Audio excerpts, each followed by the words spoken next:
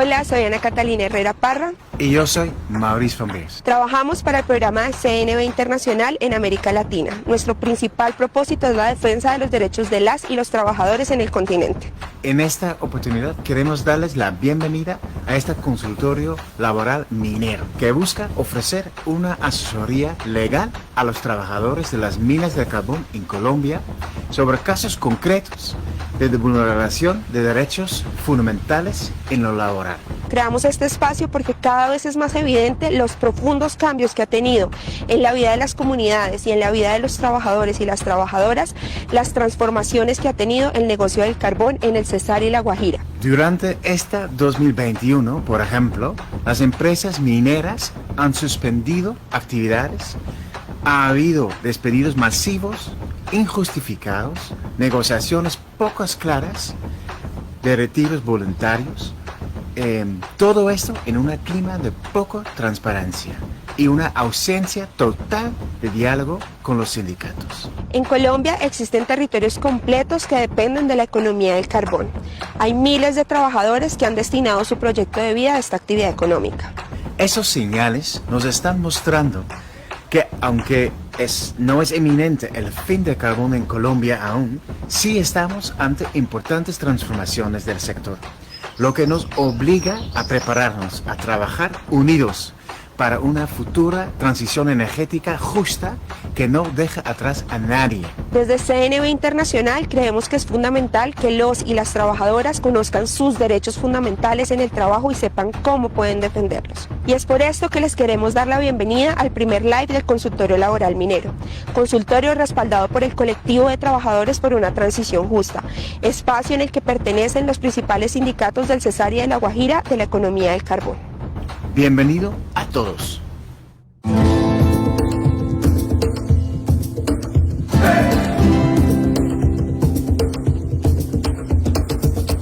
Un espacio para informarnos sobre cómo defender nuestros derechos laborales. Consultorio Laboral Minero. Nuestro consultorio laboral minero surge por la necesidad que tenemos los trabajadores de identificar cuáles son los problemas que se vienen en camino. Y por esto, y dada la situación que se presenta a nivel mundial frente a la posible transición minera que ya estamos a portas en busca de una mejor condición en tema ambiental, vamos a escuchar un poco a Juan Carlos, quien nos va a indicar el surgimiento de esta transición energética justa y las dificultades que se presentan.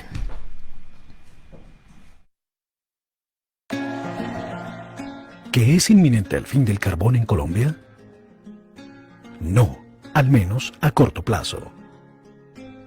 Sin embargo, la crisis ambiental generada por el uso intensivo de combustibles fósiles y las altas emisiones de CO2 no da espera. Los países han tenido que comprometerse con una descarbonización de sus economías. Pero, ¿qué significa esto? Significa que la demanda global por estos combustibles fósiles, entre ellos el carbón, disminuirá en el tiempo, ¿no? Generando esto impacto en las inversiones, en el precio y en el mercado global de este tipo de combustibles. Se están enfrentando transformaciones, ¿no? Algunas están saliendo del negocio, otras están aprovechando para comprar más bien y volverse un actor más importante en este mercado, otras están paralizando sus inversiones, sus nuevas inversiones, otras como en el caso de Colombia están devolviendo los títulos mineros y saliendo totalmente de la actividad, ¿no? Con el impacto tremendo sobre los trabajadores, ¿no? La suspensión de contratos, los despidos masivos, etcétera. Situaciones que obligan al movimiento sindical a pensar y a actuar articuladamente para buscar salidas que minimicen la incertidumbre social y económica que estos cambios pueden generar. Cambios que nos lleven juntos hacia una transición energética justa. ¿Cómo? Preparándonos desde ahora, ¿no? Para participar en estos procesos de cambio y de transición que seguramente afectarán nuestras regiones. Los trabajadores y las trabajadoras requieren estar unidos, informados, de tal manera de poder colaborar de manera propositiva en los eventos que se vienen en el futuro. El colectivo de trabajadores por una transición justa es un espacio de encuentro de trabajadores que demanda que los actores involucrados en este proceso, multinacionales, empresas locales, compradores internacionales y autoridades, asuman sus responsabilidades en la construcción de una hoja de ruta hacia una transición que apoye los esfuerzos por una economía diversificada y justa para todas las regiones que se ven o se verán afectadas. El día de hoy vamos a escuchar un caso de uno de nuestros compañeros. Él hace parte de los 230 trabajadores que fueron despedidos el día 23 de febrero del 2021, a quienes se les violaron todos sus derechos y a quienes en estos momentos se encuentran en situaciones graves. Estos compañeros, como vemos en el día de hoy en algunas de estas notas, trataron de hacer denuncias públicas. Las organizaciones sindicales se unieron para visibilizar esta violación. No obstante, a la fecha no se ha tenido una solución efectiva a la problemática que viven. Más de 230 compañeros fueron despedidos y a la fecha no tenemos una solución por parte de la entidad empleadora. Vamos a escuchar, por favor, el caso de Samuel.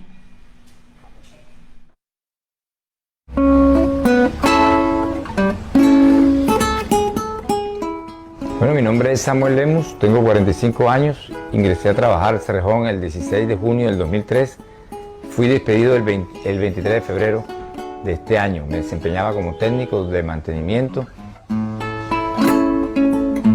Fui despedido básicamente por presentar muchas patologías, varias patologías. Tengo problemas de ansiedad y depresión, insomnio no especificado. Desde hace muchísimos años tengo una dislipidemia mixta, que es los grados de colesterol y triglicéridos, pero por fuera de control. Y tengo una arritmia que se llama un bloqueo audioventricular, una arritmia cardíaca. Más problemas del colon, una diverticulitis. Inmediatamente los síntomas aparecían o era diagnosticado con alguna patología, se informaba a la compañía sobre los diagnósticos. El hijo mayor mío, que es un adolescente de 16 años, tiene un problema disruptivo de la conducta, está diagnosticado con este problema disruptivo de la conducta y un nivel cognitivo levemente bajo. Yo me considero un técnico de clase mundial que dio sus mejores años, su esfuerzo, su conocimiento para sacar adelante mi trabajo. El 23 de febrero, por ahí a eso de las 7:30 de la mañana, me llamaron unos abogados en nombre de una firma llamada Sharman, que estaba contratada por Cerrejón para ofrecerme, hacerme un ofrecimiento para que renuncie.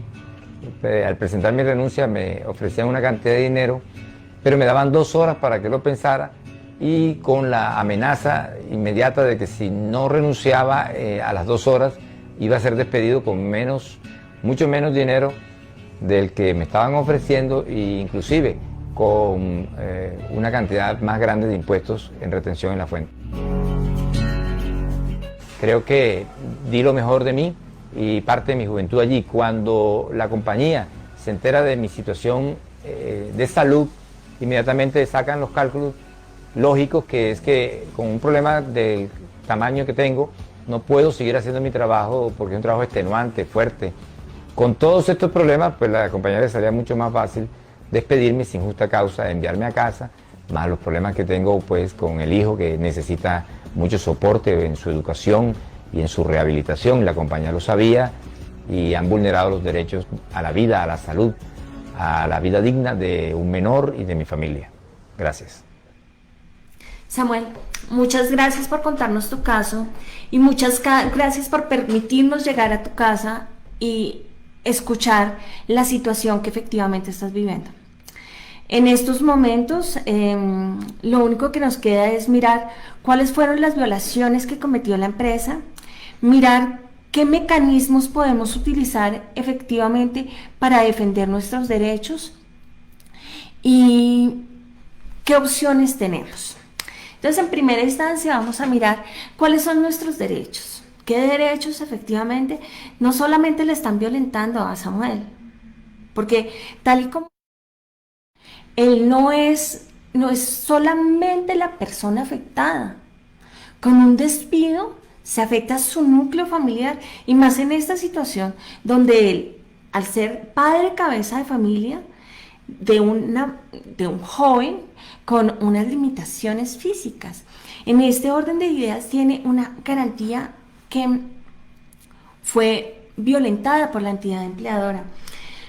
Algunos de los derechos fundamentales que fueron afectados por parte de la entidad empleadora, encontramos en primer lugar, y lógicamente, que es el derecho al trabajo.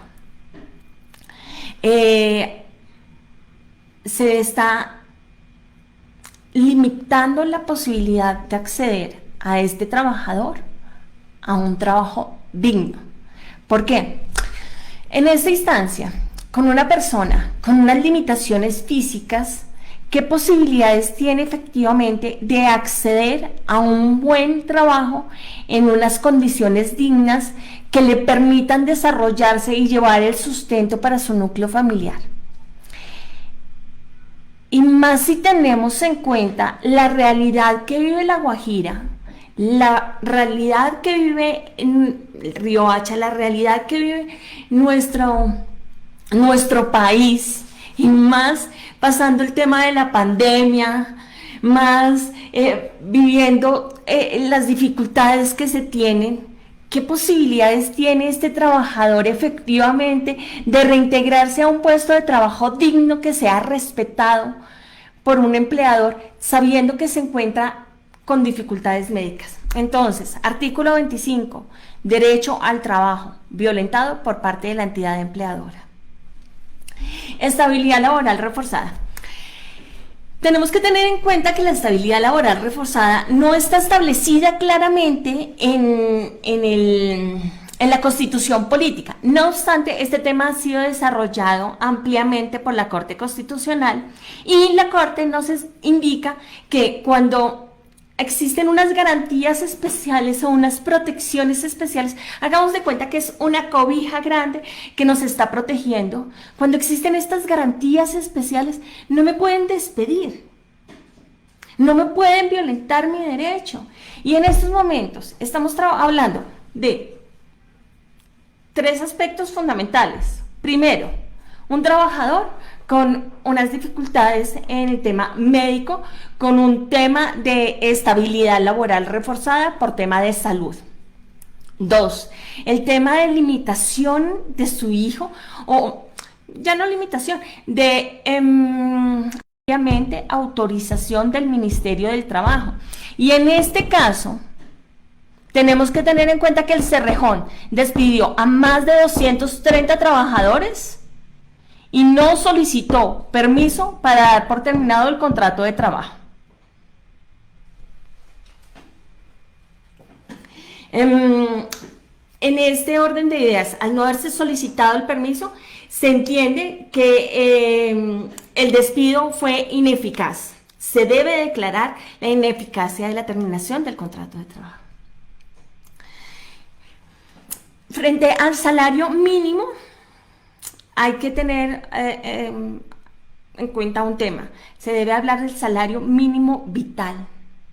Es distinto el salario mínimo legal al salario mínimo vital.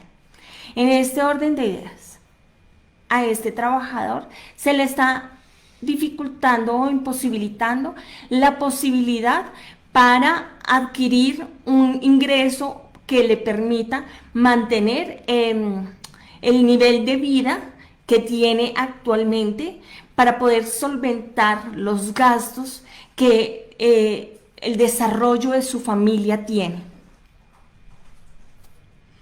El derecho a la seguridad social. Cuando no tengo un empleo digno,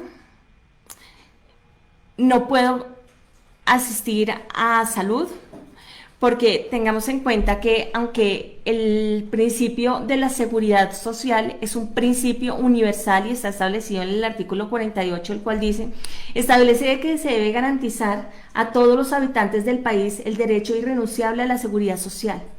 Principios, y se deben tener en cuenta los siguientes principios. Principios de eficiencia, universalidad y solidaridad.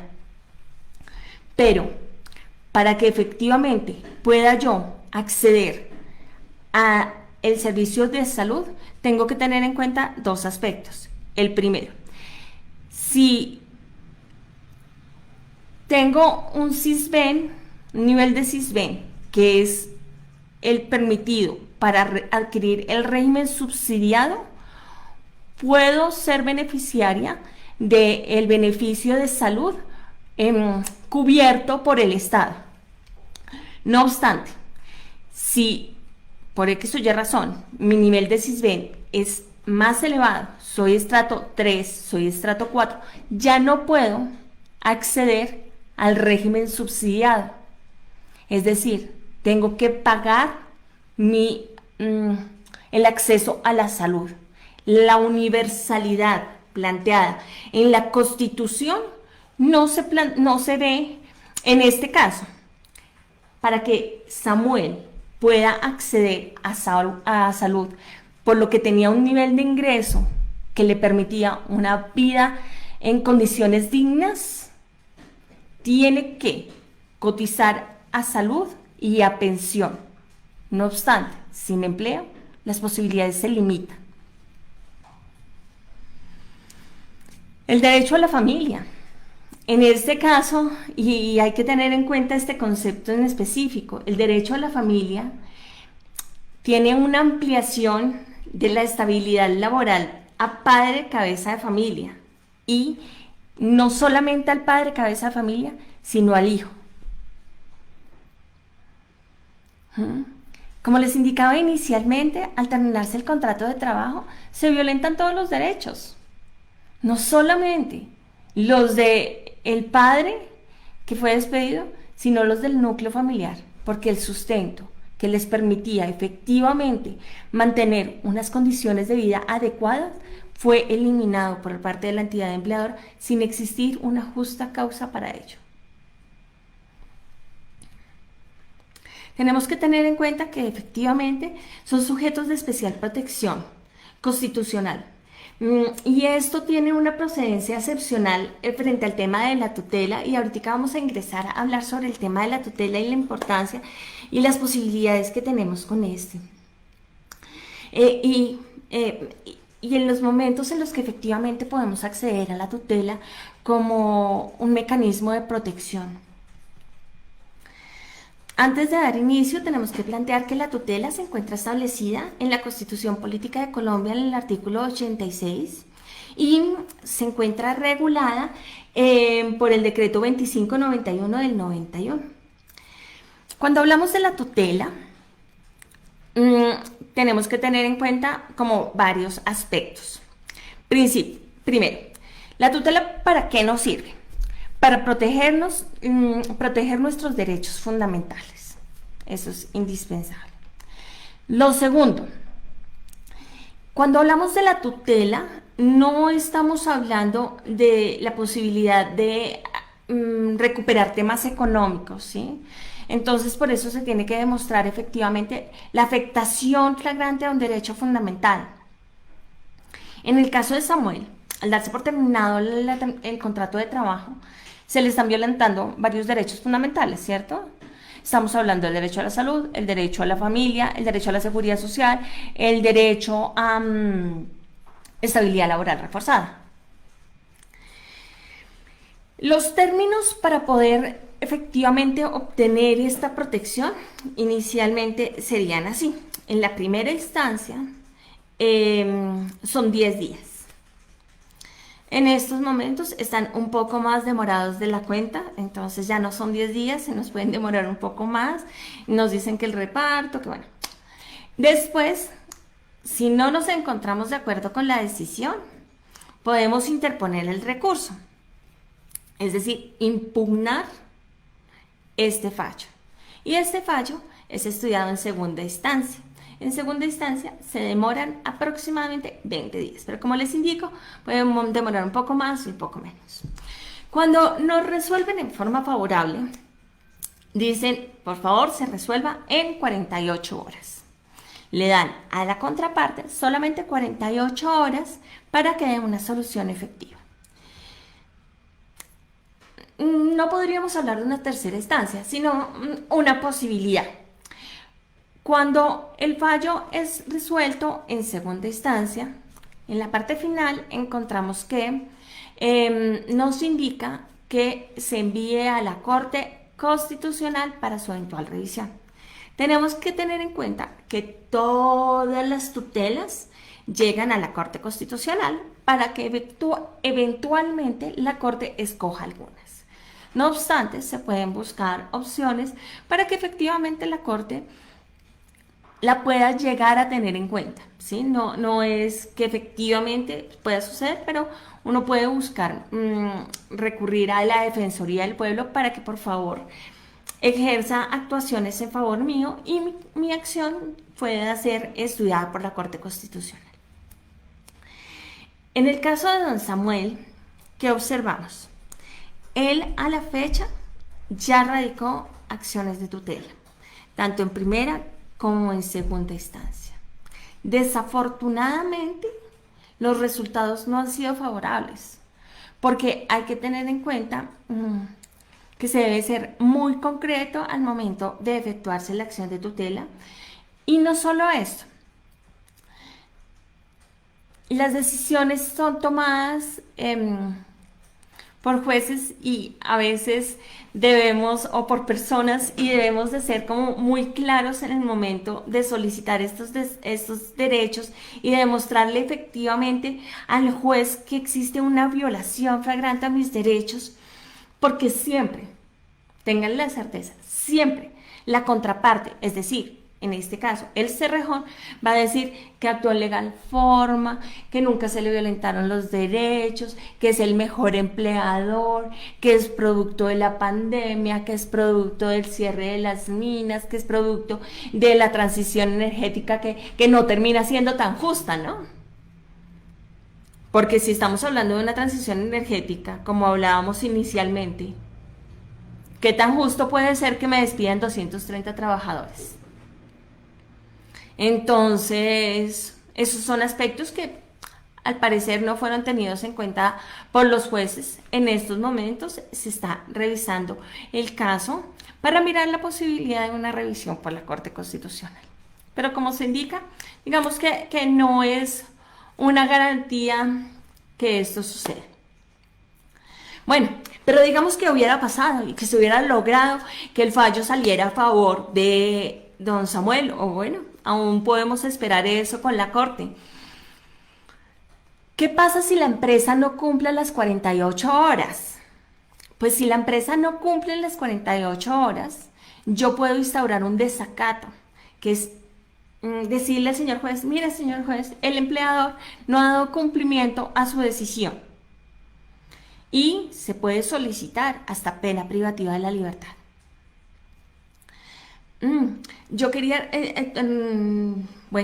tomar un poquito uno de los temas que ya abordamos, que es el tema de la estabilidad laboral reforzada. Hay un punto importante que les planteaba anteriormente, que era que debían solicitar permiso al Ministerio del Trabajo para poderse dar por terminado el contrato de trabajo. Cuando hablamos de la tutela, y uniendo un poco los dos temas, debemos tener en cuenta que si no se solicitó permiso del Ministerio del Trabajo, yo puedo solicitarle al empleador o al juez que sancione al empleador hasta con 180 días de salario. Es decir, si el fallo sale a mi favor en la tutela, el juez puede llegar a sancionar a la empresa para que me reconozca a mí por haberme afectado mis derechos en 180 días. Esto es un poco referente a lo que es la acción de tutela. En cuanto al Ministerio del Trabajo, podemos abordar algunos temas o algunas acciones que podemos manejar con ellos. En primera instancia, y volviendo un poco a los derechos fundamentales, tenemos el derecho de petición. El derecho de petición es una acción constitucional que también requiere una respuesta específica por parte del empleador o, en este caso, por parte del Ministerio del Trabajo. ¿Y en qué consiste este derecho de petición? Es solicitarle al Ministerio de Trabajo que en un tiempo específico me den una respuesta clara y específica frente a un tema puntual.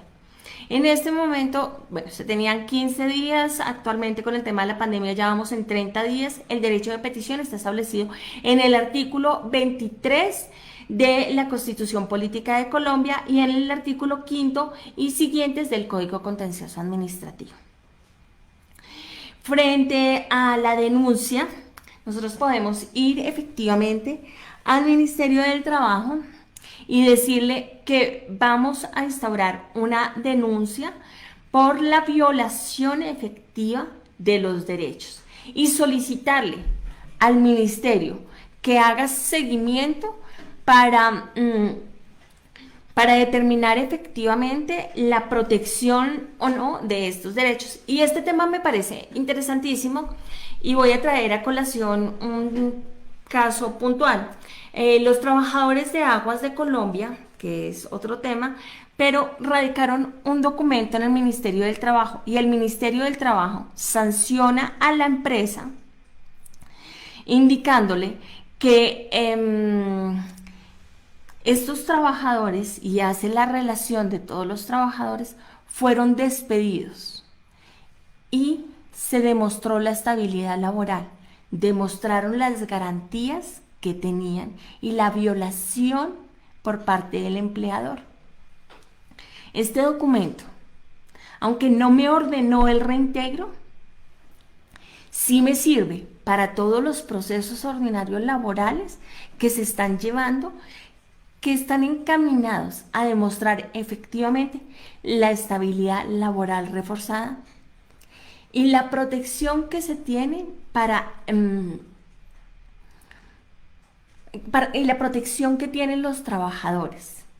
Este documento del ministerio nos sirve como una prueba clara para la protección. ¿Listo?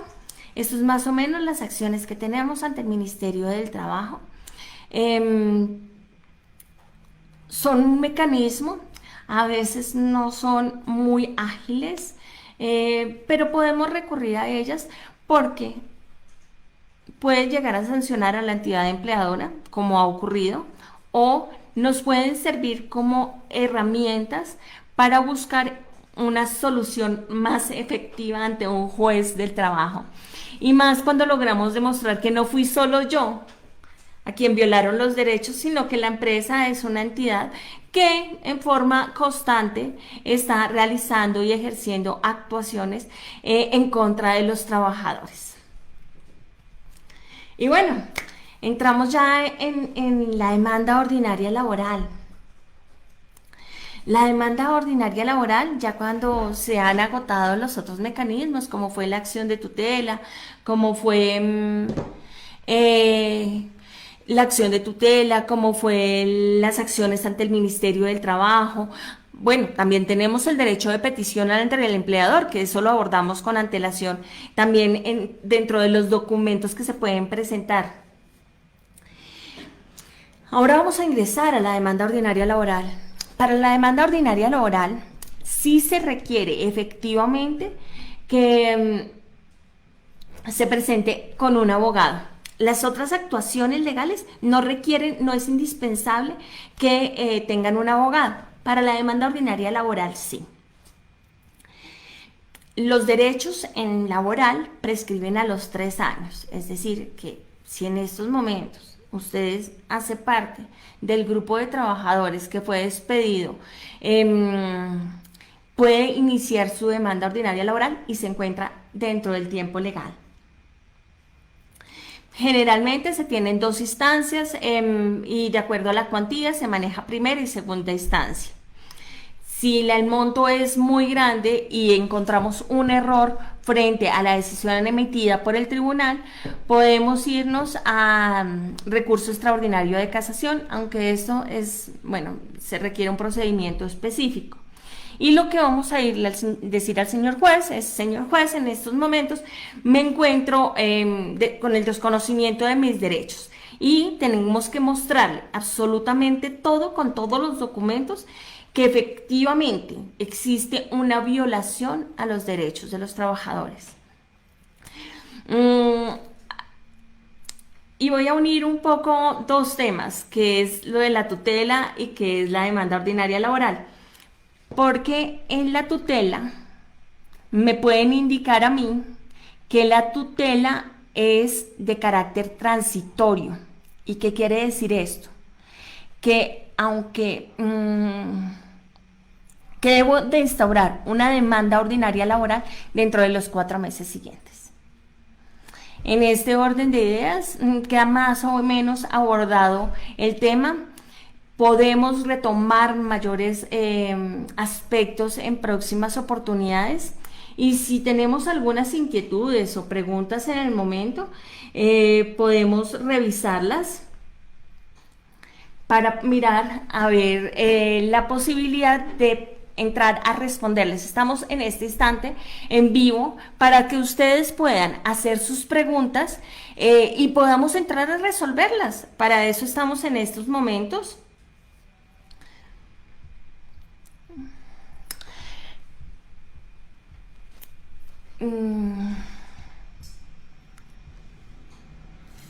Bueno, como saben, en vivo se presentan varias dificultades. Tenemos un poquito de dificultades técnicas.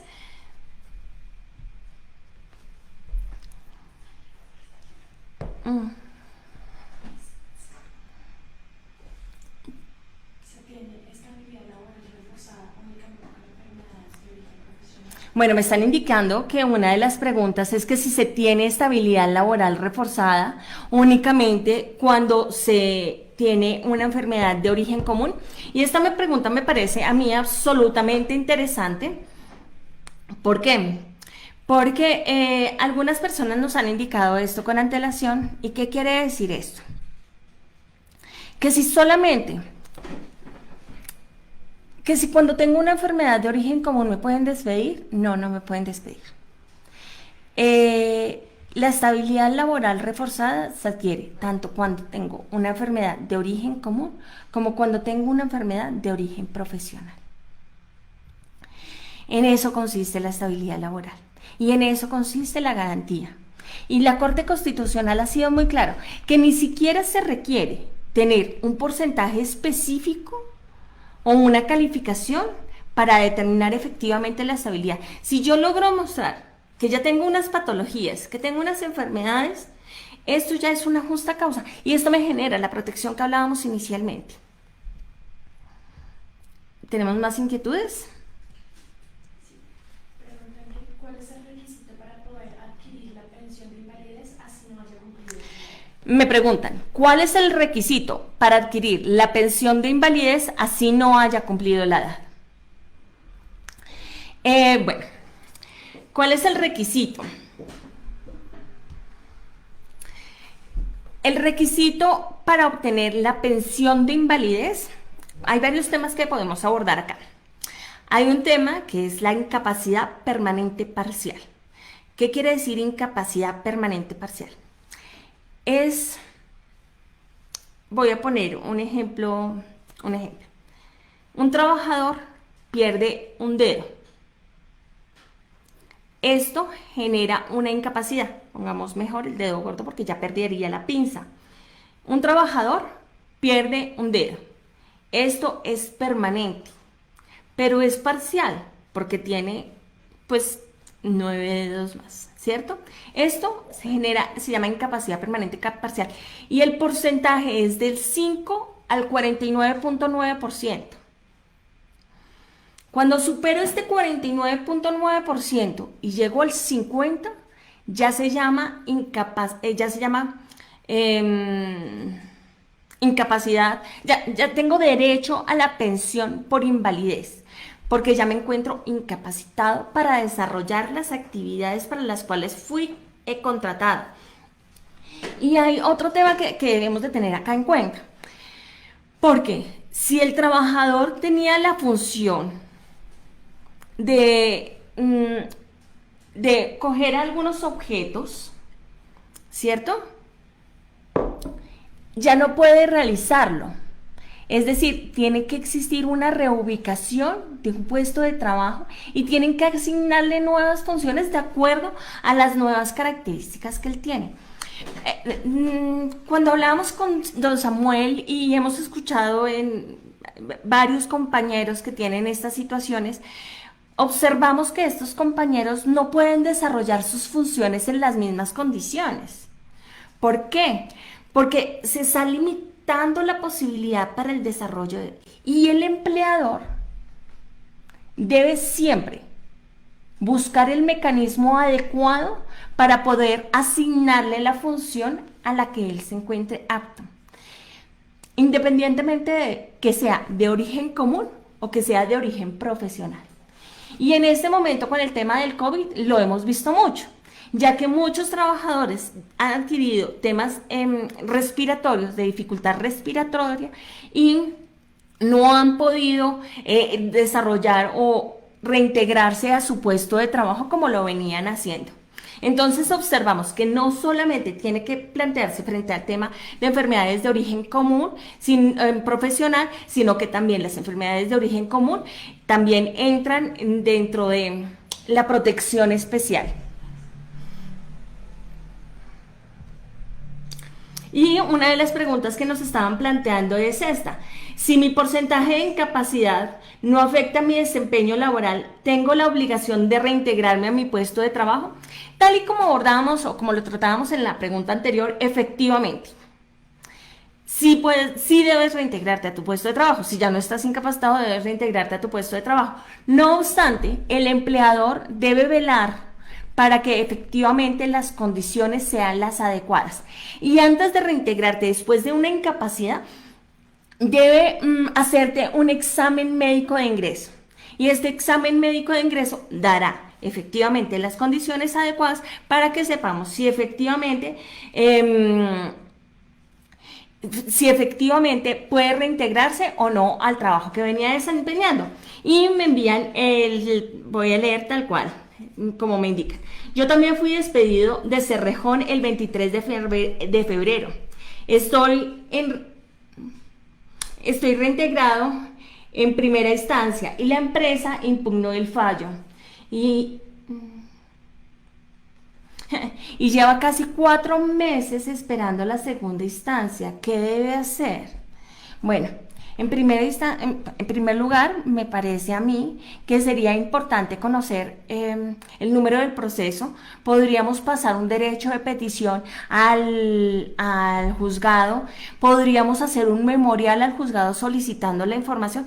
Efectivamente, en este momento me parece que lo importante es ejercer un poco de presión, aunque si ya estamos reintegrados, me parece que la empresa ya debió de haber cumplido la decisión, porque tal y como me indicas, en primera instancia, el fallo debió indicar dentro de uno de los puntos que debe ser reintegrado dentro de las 48 horas. No señala que debemos esperar la segunda instancia. En este orden de ideas, inmediatamente salió el fallo de primera instancia, tenía el empleador 48 horas para reintegrarte. Si no lo hizo dentro de las 48 horas, ya estamos en un desacato. Y si ya estás reintegrado, pues una bendición. Entonces esperemos ya la decisión de segunda instancia. Pero me parece que si no ha sido reintegrado, busquemos el desacato. Que si ya fuimos reintegrados, pasemos memoriales al juez. Podemos empezar a hacer un seguimiento para efectivamente buscar el cumplimiento efectivo de la decisión.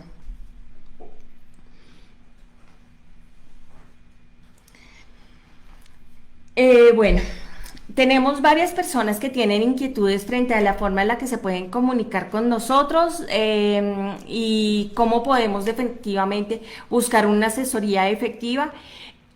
Si pertenecen a la organización sindical, si están con Sintra Cerrejón, Sintra Drummond, Sintra DEM, Sintra Carbón, podemos efectivamente buscar la forma por medio de nuestros presidentes. Si desean, pueden por la página de la CNB escribir por el Facebook de la CNB, que estaremos en constante comunicación. Y si desean buscar por el consultorio jurídico, también podemos buscar la forma de asesorarlas y de brindarles apoyo. Pensaría que en este momento no tendríamos más inquietudes. De todas maneras, mañana se va a retransmitir la publicación del día de hoy, y si tienen inquietudes pueden dejarlas y buscaremos la forma de darles respuesta. Quedamos atentos para continuar acompañándolos. Estamos con todos los trabajadores despedidos el día 23 de febrero, a quienes se les han violentado sus derechos. Y los esperamos en nuestra próxima transmisión, en la cual estaremos abordando el caso de otro de nuestros compañeros y buscando soluciones efectivas lo más pronto posible. Muchísimas gracias. Consultorio Laboral Minero. Muchísimas gracias a todos por acompañarnos en nuestro primer consultorio laboral minero. Fue todo un éxito, pero se nos quedaron algunas preguntas sin responder. En este orden de ellas vamos a recibir algunas de ellas.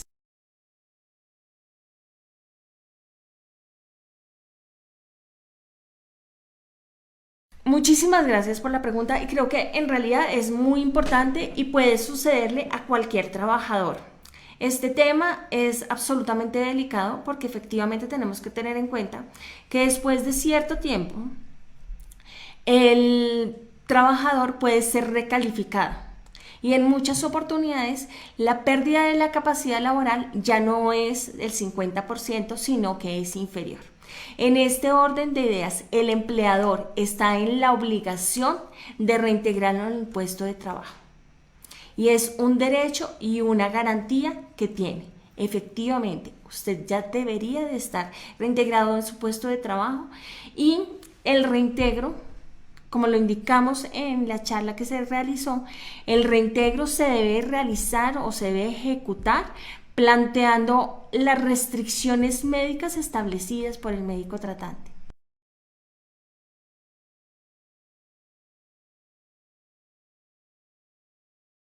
En realidad, este es el tema que vivimos como los trabajadores. Desafortunadamente, quien toma la decisión no es la persona afectada o no es el abogado que realiza las acciones.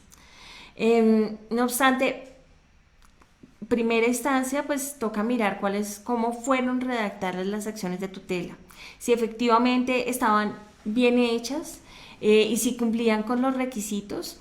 Se pueden buscar otros mecanismos, ¿no? Entonces, por eso también hablábamos un poco de lo del Ministerio del Trabajo para mirar sanciones, hablábamos un poco de que podemos recurrir a la Defensoría del Pueblo para que la Defensoría pueda recurrir o ir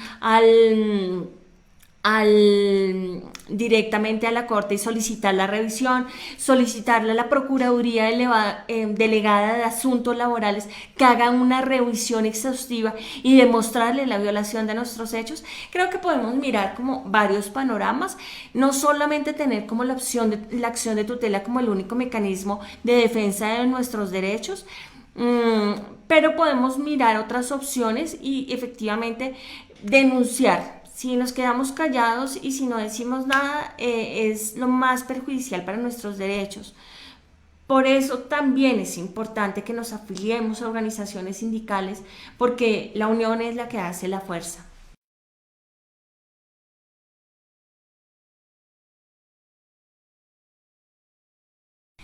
Mario, muchísimas gracias por la pregunta. En este orden de ideas, efectivamente, sí es importante darle a conocer a la entidad empleadora que tenemos unas ciertas patologías y que requerimos de una cierta protección o unas ciertas garantías. Y esto, digamos que no es la misma situación, porque efectivamente no lo es, pero sí es importante que lo tengamos en cuenta. Planteemos una mujer en estado de embarazo.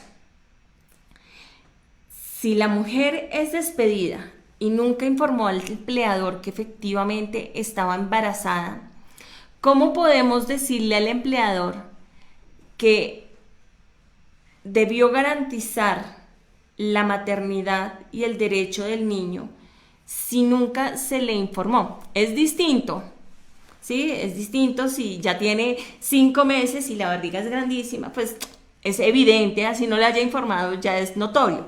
Pero si lleva 15 días embarazada, pues es muy difícil que se le endilgue esta responsabilidad del empleador. Y lo mismo nos puede llegar a suceder con el tema del fuero sindical, que este tema lo abordaremos más adelante, pero si no informamos al empleador que tenemos unas ciertas patologías, para el empleador o para nosotros obtener una garantía de estabilidad laboral reforzada es más difícil. Siempre es importante informar al empleador cuáles son nuestras situaciones médicas, cuáles son las condiciones médicas y solicitarle al empleador que ejerza garantías en defensa de nuestros derechos.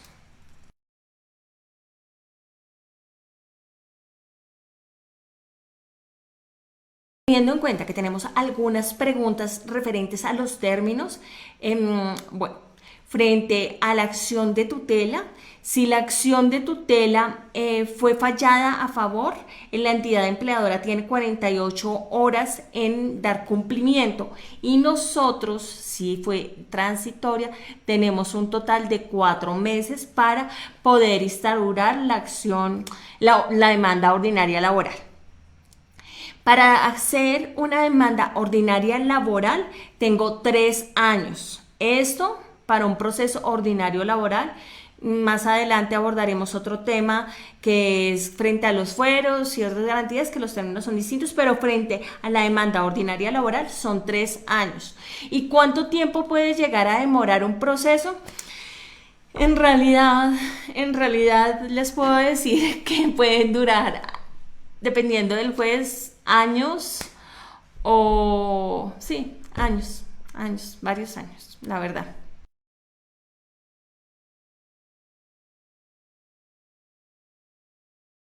Mirta, muchísimas gracias por tu pregunta y abre una puerta grandísima frente al contexto que estamos viviendo actualmente. Pero para poderte dar una respuesta efectiva, tengo que traer a colación desde la circular 021 del año 2020, que fue una de las primeras circulares que sacó el Ministerio del Trabajo, en donde se plantea cuáles son las herramientas que cuenta el empleador para efectivamente generar una garantía en favor del trabajador. Y en esta circular 021 observamos algunas opciones que son el teletrabajo, la jornada laboral flexible, las vacaciones anuales anticipadas, los permisos remunerados y el pago de salarios sin prestación de servicio. En este orden de ideas observamos que las suspensiones que se están manejando por parte de la entidad empleadora por el tema del COVID no son legales. Y también encontramos más adelante que el Ministerio del Trabajo emite otras circulares donde dice antes de dar suspensiones de contrato de trabajo tiene que solicitar autorización y plantea primero la resolución 803 donde dice asumo poder preferente y este poder preferente me da la posibilidad de ejercer veeduría frente a las empresas que están desarrollando suspensiones en forma ilegal. Entonces, una de las opciones que podemos tener en este momento es generar denuncias ante el ministerio, ir a la Procuraduría Delegada de Asuntos Laborales, mirar si existen violaciones a los derechos fundamentales. Creo que podemos unir fuerzas entre todos para efectivamente defender los derechos de los trabajadores, que ha sido como uno de los estandartes que hemos manejado. Muchísimas gracias a todos por las preguntas. Mirta, excelente, gracias.